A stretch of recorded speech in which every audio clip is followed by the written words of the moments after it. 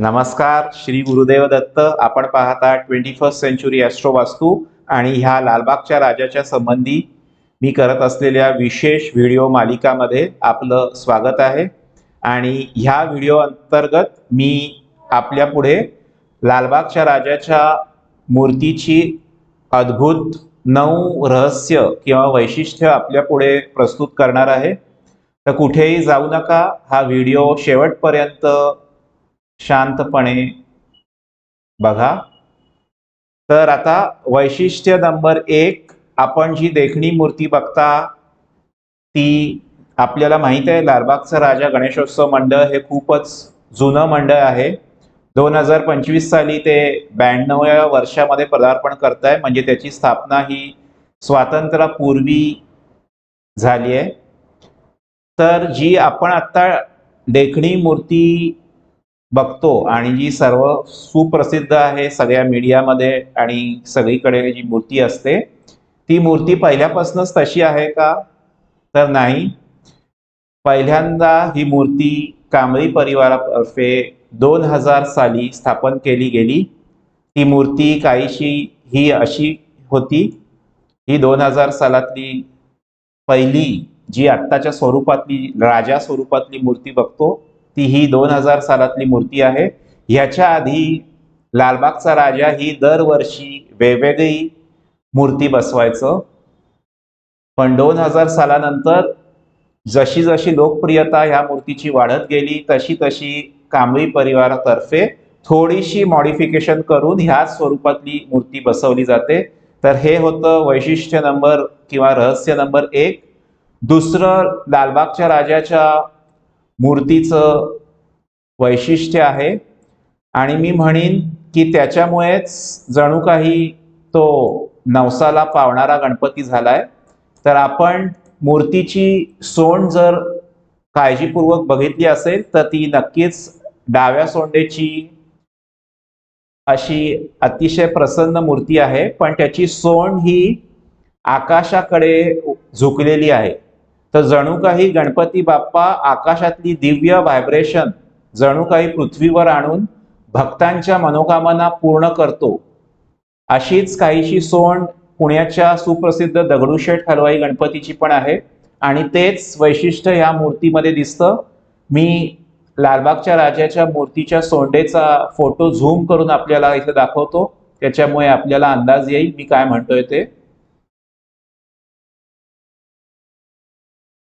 ही बघा, ही जी सोंड आहे ती ना कुठच्या गणपतीच्या अवयवाकडे झुकली आहे ना कुठे दुसऱ्या हाताकडे झुकलेली आहे. ती थेट आकाशात झुकलेली आहे. म्हणजे जणू काही आकाश तत्व ही मूर्ती जणू खेचून पृथ्वीवर आणते आणि भक्तांच्या मनोकामना पूर्ण करते आणि त्यामुळेच हे एक मूर्तीचं वैशिष्ट्य आहे. अशी सर्वसामान्यतः अशी सोंड कुठच्याही मूर्तीची नसते. तर आता पुढचं वैशिष्ट्य म्हणजे लालबागच्या राजाच्या मूर्तीचं वैशिष्ट्य नंबर 3.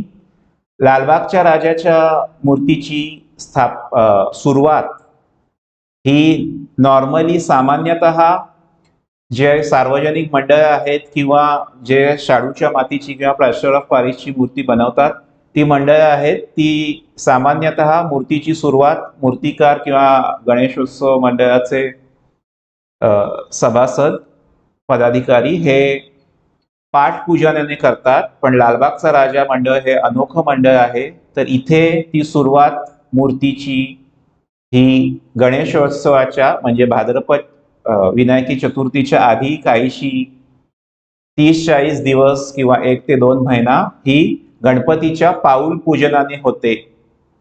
आणि आपल्याला माहितीच आहे की लालबागच्या राजाचं चरण दर्शन किती प्रसिद्ध आहे. त्यामुळे हे एक मूर्तीचं अनोखं वैशिष्ट्य आहे. त्याच्यानंतर वैशिष्ट्य नंबर 4, आपण सर्व फोटोंमध्ये आणि मीडियामध्ये लालबागच्या राजाच्या 2 मूर्तींची 2 सुबक्षी अशी सोनपावलं बघतो. पुष्कळ सेलिब्रिटी भाविक त्या मूर्तीच्या पावलांवर आपलं डोकं ठेवून मनोकामना मागत असतात. तर ही मूर्तीची सोनपावलं सुरुवातीला 2000 साली ही प्रथम कांबळी परिवारातर्फे केलेली सुबक मूर्ती बसवली गेली, तेव्हापासून होती का? तर नाही. दर्शको हो, जशी जशी 2000 सालानंतर ह्या मूर्तीची लोकप्रियता आणि राजाची लोकप्रियता वाढत गेली. याच्या आधी ते फक्त लालबाग मार्केट सार्वजनिक गणेशोत्सव मंडळ होतं आणि त्याचं कंप्लीट स्वरूपच बदललं आणि तो लालबागचा राजा होऊन गेला ह्या मूर्तीच्या अद्भुत किमयेमुळे. तर त्यामुळे अनेक भाविक देशोविदेशातून चरण स्पर्शासाठी रांगाच्या रांगा लावून यायला लागले आणि तेव्हा मूर्तीच्या पायाच्या सुरक्षिततेसाठी ती कुठे डॅमेज होऊ नयेत यासाठी पदाधिकाऱ्यांनी जमलेल्या सोन्यातून ही सोनपावलं केली गेली आणि 2000 सालापासून ती लोकप्रियता पावत गेली. पण त्याची सुरुवात ही 2006 साली झाली होती. आणि ही सोनपावलंचं अजून एक वैशिष्ट्य म्हणजे विसर्जनाच्या आधी गिरगाव चौपाटीवर बाकीच्या लालबागच्या राजाच्या अलंकाराबरोबर पण ही सोनपावलं काढून ठेवली जातात पुढच्या वर्षीसाठी, बाप्पाच्या आगमनासाठी. नंतर वैशिष्ट्य नंबर 5, लालबागच्या राजाचं रहस्य नंबर 5. इतर मोठ्या गणपतीच्या मूर्ती जिथे तिथे असतात तेव्हा एक पूजेची मूर्ती छोटी असते आणि मोठी मूर्ती जी लोकांच्या दर्शनासाठी ठेवली जाते ती वेगळी असते.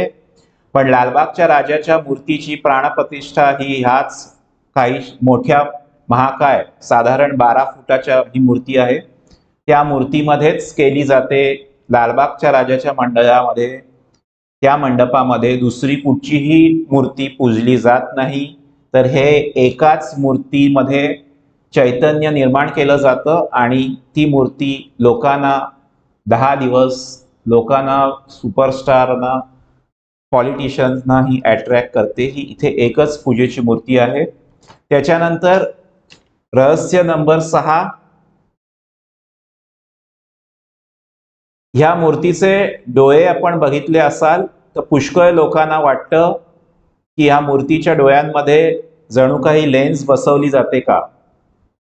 तर नाही दर्शको हो, ही मूर्ती अतिशय सुबक रीतीने, कल्पकतेने ह्या मूर्तीचे डोळे काढले जातात आणि त्याच्यामुळेच आपण जेव्हा मंडपातून काही सेकंद का होईना या मूर्तीचं दर्शन घेतो तेव्हा प्रत्येक भक्ताला असं वाटतं की ती मूर्ती आपल्याकडेच पाहतीये आणि आपल्याला जणू काही आशीर्वाद देतेय.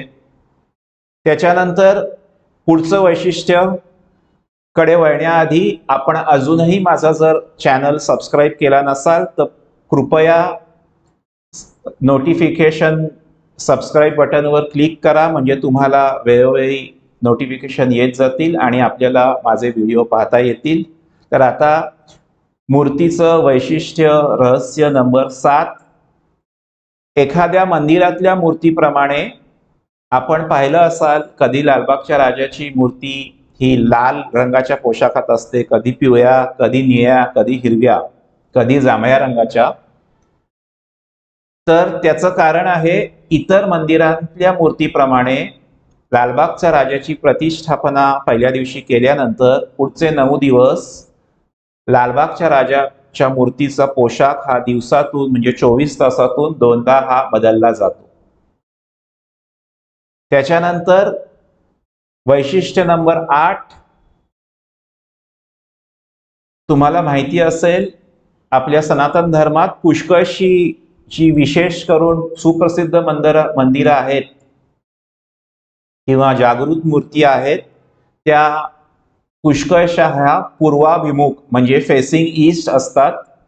पण लालबागच्या राजाच्या मंडळाचं मूर्तीचं ह्या वैशिष्ट्य मी असं म्हणीन की ही जेव्हा लालबागच्या मार्केटमध्ये त्या चिंचोळ्या गल्लीमध्ये ती बसते तेव्हा ती पश्चिमाभिमुख बसते म्हणजे फेसिंग वेस्ट. पश्चिमेला आंबेडकर रोड आहे त्याकडे त्याचं मुख असतं, तर ही पश्चिमाभिमुख मूर्ती आहे आणि पश्चिम दिशा ॲस्ट्रो वास्तूच्या प्रिन्सिपलनुसार शनी आणि राहूची मानली जाते. त्याच्यामुळेच प्रचंड लोकप्रियता या मूर्तीला लाभली जाते सामान्य लोकांकडून सुद्धा आणि VIP लोकांकडून सुद्धा. आणि आता शेवटचं अतिशय महत्त्वाचं वैशिष्ट्य, लक्ष देऊन ऐका. आपण जर बारकाईने मूर्तीचं निरीक्षण केलं असाल तर मूर्तीच्या हातात, जी 2000 सालपासूनची मूर्ती आहे, त्या मूर्तीच्या एका हातामध्ये सुदर्शन चक्र असतं आणि पायापाशी गदा असते. तर आपल्याला माहितीच असेल, आपल्या सनातन हिंदू संस्कृतीमध्ये गदा आणि सुदर्शन चक्र हे कुठच्या देवाच्या अवताराशी संबंधित आहे? ते गणपतीचे आहे का हो? नाही, ते नक्कीच नाही. मुख्यतः सुदर्शन चक्र आणि गदा हे विष्णू अवताराशी संबंधित आहे. तर त्याच्यामुळे जणू काही विष्णू तत्वच लालबागमध्ये 10 दिवस विराजमान होतं आणि भक्तांच्या मनोकामना पूर्ण करतं, असं मी म्हणीन. आणि वेदांमध्ये म्हणजे अथर्वशीर्षामध्ये तर म्हटलंच आहे की गणपतीचं वर्णन करताना त्वं ब्रह्मास्तं, त्वं विष्णुस्तं, रुद्रस्तं, इंद्रस्तं, अग्निस्तं, वायुस्तं, सूर्यस्तं. म्हणजे जणू काही गणपती हा देव, जणू काही इंद्र आहे, जणू काही अग्नी आहे, जणू काही रुद्र शिवाचं स्वरूप आहे आणि जणू काही विष्णूचं स्वरूप आहे. तर अथर्वशीर्ष सुद्धा ह्याला मान्यता देतं की हे गणपती हे सर्व देवतांचं एक तत्व आहे. त्यामुळे मी असं म्हणीन की हे गदाधारी आणि सुदर्शन चक्र हातात धारण केलेलं हे जे रूप, अनोखं रूप लालबागच्या मंडळातर्फे बसवलं जातं आणि कांबळी परिवाराने साकार केलेली ही अद्भुत मूर्ती आहे. ते जणू काही विष्णू तत्व हे लालबागमध्ये अवतरलेलं आहे भक्तांच्या मनोकामना पूर्ण करण्यासाठी. आणि हेच या मूर्तीचं विशेष म्हणजे 9 नंबरचं वैशिष्ट्य किंवा रहस्य आहे. दर्शको हो, मी आशा करतो हा व्हिडिओ आपल्याला आवडला असेल आणि आपले पण काही अनुभव असतील तर आपण जरूर कॉमेंटमध्ये लिहा. मला नक्कीच ते वाचायला आवडतील. आणि आपण अजूनही हा चॅनल सबस्क्राईब केला नसेल तर जरूर करा, म्हणजे नोटिफिकेशनद्वारे आपल्याला माझे पुढचे व्हिडिओ लालबागच्या राजाच्या सिरीजच्या अंतर्गत, व्हिडिओ मालिकाच्या अंतर्गत जे मी अपलोड करणार आहे ते आपल्याला वेळच्या वेळी पाहायला मिळतील. धन्यवाद, नमस्कार, जय गणेश. लालबागच्या राजाचा विजय असो.